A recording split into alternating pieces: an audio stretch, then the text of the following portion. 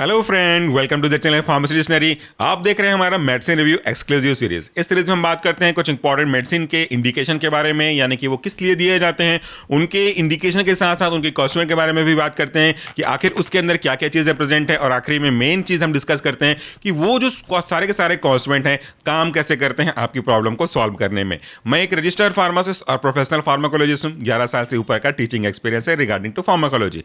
आज के इस रिव्यू सीरीज में हम बात करने वाले हैं एक ऐसे क्रीम के बारे में जिसका यूज हम उस प्रॉब्लम को ठीक करने के लिए करते हैं जिस प्रॉब्लम के बारे में लोग ज्यादा बात नहीं करना चाहते। हाँ, एक बात तो जरूर कहना चाहूंगा कि वो बात तो नहीं करना चाहते खुले ओपनली, लोगों से डिस्कस नहीं करना चाहते कि भैया मेरे को ये प्रॉब्लम है, लेकिन उस प्रॉब्लम के बारे में जानकारी पूरी लेना चाहते हैं दूसरे दूसरे सोर्स से। बट एक बात सोचिए कि अगर आप बात करने में हेजिटेट करोगे तो जानकारी आएगी कैसे? सोर्स ऑफ इंफॉर्मेशन ही नहीं रहेगा तो प्रॉपर ऑथेंटिक जानकारी आपको मिलेगी कैसे? इसी जिम्मेदारी को कई लोग पूरा कर रहे हैं और उनमें से मैं भी अपनी एक भूमिका निभाने की कोशिश कर रहा हूं। आज हम बात करने वाले हैं एक ऐसे क्रीम का जिसका यूज हम पाइल्स की प्रॉब्लम को, फिशर की प्रॉब्लम को, फिस्टुला की प्रॉब्लम को मैनेज करने के लिए करते हैं। बेसिकली अगर आप बात करो, स्पेसिफिकली बात करो, तो हम फिशर की प्रॉब्लम को थोड़ा अच्छे से मैनेज कर सकते हैं इस क्रीम की मदद से। ये पाइल्स क्या है, फिशर क्या है, फिस्टुला क्या है, सबको पता नहीं है। सबको एक ही चीज पता है, वो है पाइल्स। फिशर क्या है बहुत कम को पता है, फिस्टुला क्या है बहुत कम को पता है। ओवरऑल बोल दिया जाता है कि इनको पाइल्स की प्रॉब्लम है। पाइल्स की प्रॉब्लम यानी कि एक ऐसा प्रॉब्लम जो कि आपके गैस्ट्रो इंटेस्टाइनल पार्ट का प्रॉब्लम है, और खास करके and part of the gastro intestinal part, जिसको हम लोग बोल सकते हैं एनोरेक्टल पार्ट का एक प्रॉब्लम है। जब कभी भी आपके एनस पार्ट में कोई इस तरह का इन्फ्लामेशन हो जाए जिसके कारण से ब्लड वेसल बहुत इन्फ्लेम्ड हो जाए, जब हार्ड स्टूल पास करो तो उसमें फ्रिक्शन हो, ब्लीडिंग आने लगे, इतना ज्यादा प्रेशर लगा दिया जाए, स्टूल हार्ड हो जाए कि स्मूथ मसल वहां पे पटने लगे, रप्चर होने लगे, तो वो फिशर बन जाता है। और किसी भी तरीके के अगर वहां पे अंदर में सेल का एक्सेसिव ग्रोथ नजर आए तो फिर ये तीनों प्रॉब्लम में से किसी का भी कारण बन सकता है। ये प्रॉब्लम इंटेंसिव होता है, बहुत पेन होता है, जिसको होगा वो शायद समझ पाएगा। एज पर लिटरेचर सर्वे अवेलेबल ये एक ऐसा प्रॉब्लम है जिसके मेन कारण तो कई हो सकते हैं, लेकिन एक कारण है कंटिन्यूअसली परसिस्टेंट तरीके से कॉन्स्टिपेशन होना। तो असल प्रॉब्लम है कॉन्स्टिपेशन। और दूसरा, आपके डाइट में अनहाइजीनिक सब्सटेंस का ज्यादा यूज करना, जिसमें एक्सेस में मसाला, मिर्ची, तेल और इस तरह के जो फास्ट फूड में मैदा रहता है, उन सब के पीछे एक भूमिका बड़ी मानी गई है। तो आखिर इस प्रॉब्लम को समझने से पहले हम क्या डेमोन्स्ट्रेट करके दिखाना चाहते हैं आपको, पूरा वीडियो अगर देखेंगे तो आपको काफी कुछ बेनिफिट होगा, ऐसा मैं उम्मीद करता हूं। मेरे हाथ में एक बलून है। इस बलून से हम सिंपल सा कॉन्सेप्ट को सोचने की कोशिश करते हैं। बहुत अच्छे से समझ में नहीं आएगा, बट रिप्रेजेंटेशन मात्र है। अगर ये बलून नॉर्मल है तो आप देख सकते हो ये इसके शेप में कोई एक्सटेंशन नहीं है, मतलब इस बलून के बाहरी परत पे कोई एक्स्ट्रा दबाव नहीं है। लेकिन अगर मैं इस बलून के पीछे हिस्से को इस तरह से दबाऊं तो आप बड़ी आसानी से देख सकते हो कि इसके इस तरफ बहुत तनाव का एहसास हो रहा है। इस पे अगर आप टच करेंगे तो बहुत तनाव, अभी तो बिल्कुल सॉफ्ट है, नो प्रॉब्लम एट ऑल।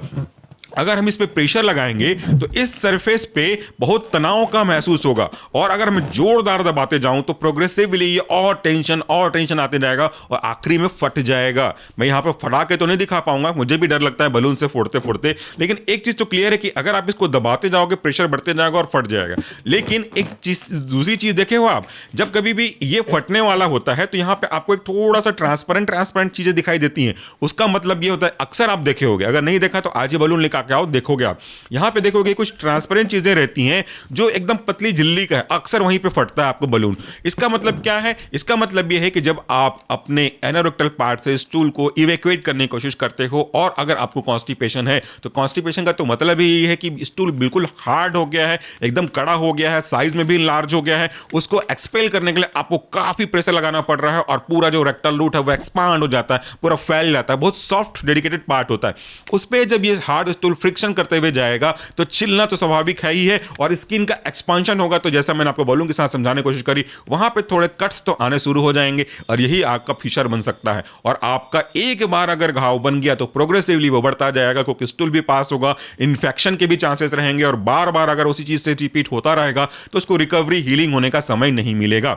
इसलिए आपको पाइल्स की शुरुआत होते ही, अंदेशा होते ही डॉक्टर से कंसल्ट कर लेना चाहिए। लेकिन दिक्कत क्या है, थोड़ा सा फिलोसॉफी भी इसमें ऐड कर दें। दिक्कत यह कि लोग शुरुआत से इसको बात करना पसंद नहीं करते, जितने भी नुस्खे हैं वो अपना लेते हैं, डिस्कस करना पसंद नहीं करते, क्योंकि लोग क्या बोलेंगे, पर्सनल पार्ट की प्रॉब्लम डिस्कस करें में हमको सबको शर्म आती है, डिस्कस नहीं करेंगे। लेकिन क्या ये हमेशा के लिए ऐसा सही है कि डिस्कस नहीं करेंगे? जब प्रॉब्लम बढ़ जाएगी ना तो जाएंगे तो जरूर। तो मेरा हमेशा बच्चों को भी यही कहना रहता है क्लास में कि जब कोई भी व्यक्ति किसी प्रॉब्लम से फेस कर रहा है, देन उसको बढ़ा के आखिरी में जाने की क्या जरूरत है? स्टार्टिंग हो रहा है तो जाओ, हो सकता है कि वहीं पे ठीक हो जाए, लेकिन बढ़ जाएगा तो फिर प्रॉब्लम जल्दी ठीक तो होगी नहीं, ये तो आपको भी पता है। इसलिए आपकी प्रॉब्लम को सॉल्व करना है, और इसी प्रॉब्लम को सॉल्व करने के लिए मेरे हाथ में एक सॉफ्ट क्रीम है जिसका नाम है पाइल सॉफ्ट, लेकिन इसको बनाई है कौन? स्मार्ट लैबोरेटरीज ने। इसके बारे में तो बाद में बात करूंगा, इसमें कोई ज्यादा कुछ खास है भी नहीं, लेकिन जरूरी है कि प्रॉब्लम को समझें।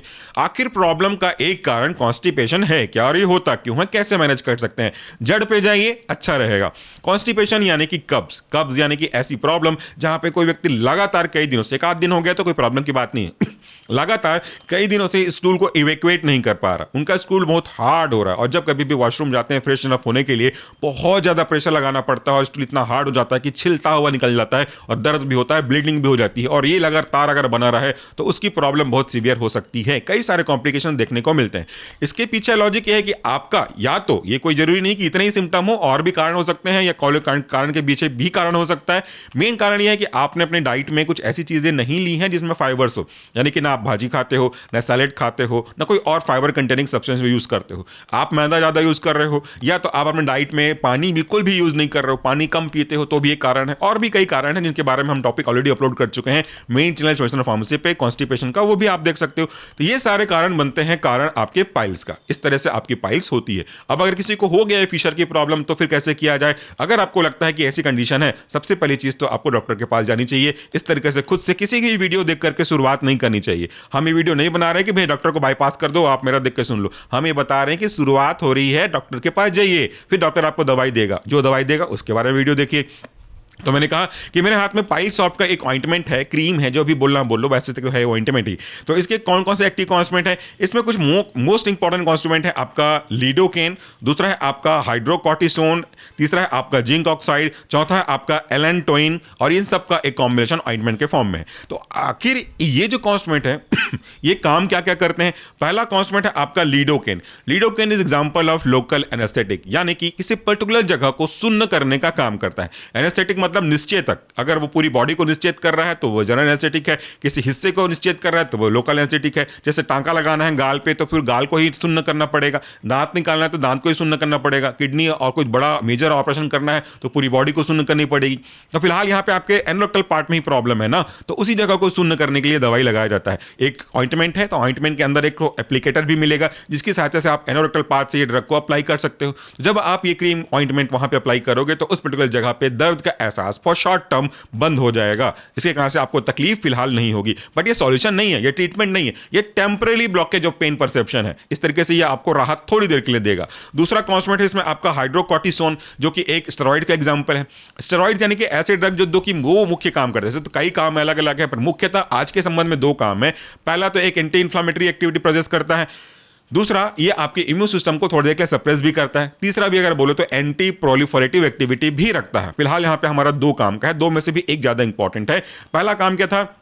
इन्फ्लेमेशन को कम करने का काम करता है। तो जैसा मैंने कहा कि अगर आपको पाइल्स की प्रॉब्लम है, फिशर फिस्टुला की प्रॉब्लम है, या दोनों में से कोई भी प्रॉब्लम ज्यादातर साथ में देखने को मिल रही है, तो फिर वहां पे आपके ब्लड वेसल इन्फ्लेम्ड हो जाएंगे, इतना प्रेशर झेल नहीं पाएंगे कि इन्फ्लेम नहीं बिना रह ना पाएंगे, उतना ज्यादा इन्फ्लेम हो जाएगा तो आपको प्रॉब्लम उतनी ही बढ़ती रहेगी। इन्फ्लेम मतलब क्या होता है? सूजन। मतलब मान लो कि ये रास्ता है, देखो मैं हर चीज समझाने की कोशिश करता हूँ, शर्म नाम की कोई चीज नहीं पढ़ाते टाइम, मैं बेशरम हूं पढ़ाने के टाइम में। ये अगर आपका रेक्टल रूट है और इस पे अगर कोई ब्लड वेसल है, अभी डायलेट है तो आपको जगह ज्यादा मिल रहा है, लेकिन अगर यही ब्लड वेसल थोड़ा बड़ा हो गया तो जगह कैसा मिलता जा रहा है आपको? कम। तो उतना ही ज्यादा प्रेशर फ्रिक्शन आपके उस पर्टिकुलर ब्लड वेसल को फेस करना पड़ेगा, रप्चर इरोजन होने के चांसेस उतना ही ज्यादा रहेगा, उतनी ही ज्यादा ब्लीडिंग होने के चांसेस रहेगी। तो उस इन्फ्लेमेशन को हम थोड़ा सा कम कर सकते हैं। भाई सिंपल सा लॉजिक है यार, कोई चीज ज्यादा स्वेल होगी, फूलेगी तो चौड़ाई ज्यादा बढ़ेगी तो दबने के चांसेस ज्यादा है, उसक जाएगा, कम हो जाएगा तो जगह कम बच जाएगी। ये इस तरीके से जो कॉर्टिसोन है आपका, वो आपको इन्फ्लेमेशन से बचा कर रखने का काम करता है, और इन्फ्लेमेशन के रिस्पॉन्सिबल आपका इम्यून सिस्टम है, तो थोड़ी देर के लिए उसको भी कंट्रोल में इम्यूनो सप्रेशन का काम भी करता है।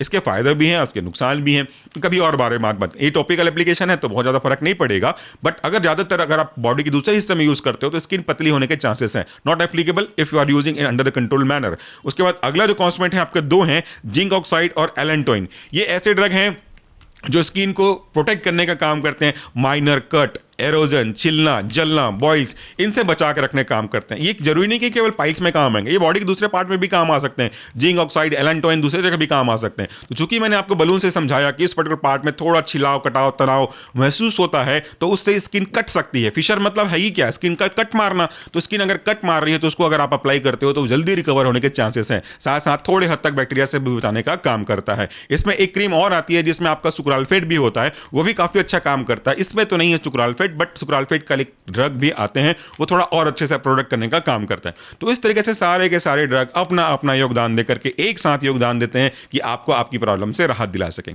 अगर आपको वीडियो पसंद आई तो फीडबैक जरूर दे दिएगा। तो आज के वीडियो के लिए इतना ही। Thank you so much for watching this video. नमस्कार, टेक केयर।